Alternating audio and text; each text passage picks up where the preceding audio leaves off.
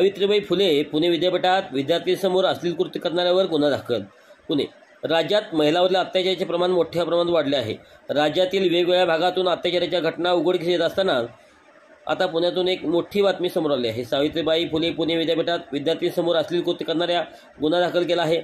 विद्यापीठ प्रशासनाने कोणतीच कारवाई न केल्याच्या निषेधार्थ विद्यार्थ्यांनी गुरुवारी विद्यापीठात आंदोलन केले. विद्यापीठात शिकणाऱ्या एका विद्यार्थीसमोर मंगळवार दिनांक 25 मार्च रात्री 9च्या सुमारास एकाने अश्लील कृत्य केल्याचा आरोप केला आहे. या प्रकरणी चतुर्शृंगी विभागाने अज्ञाताविरुद्ध गुन्हा दाखल केला आहे.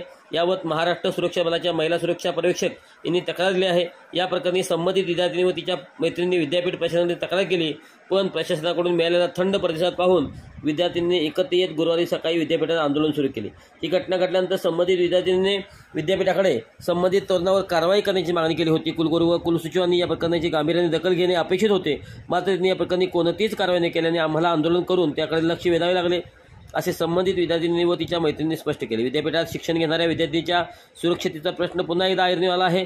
या प्रकरणी विद्यापीठ प्रशासनाशी संपर्क साधला असता एका तरुणाने विद्यार्थीसमोर अश्लील कृत्य केल्याची तक्रार प्राप्त झाली असून या तरुणावर गुन्हा दाखल केला असल्याचे स्पष्ट केले आहे. कर्तव्यात निष्काळजीपणा करणाऱ्या व चुकीचे वर्तन करणाऱ्या कर्मचाऱ्यावर विद्यापीठ प्रशासन कायद्याप्रमाणे कडक कारवाई करील. भविष्यात अशा प्रकारच्या घटना होऊ नये याबाबत विद्यापीठ सर्व ती खबरदारी घेत आहे, असे विद्यापीठातर्फे प्रसिद्ध केलेल्या पत्रकात म्हटले आहे.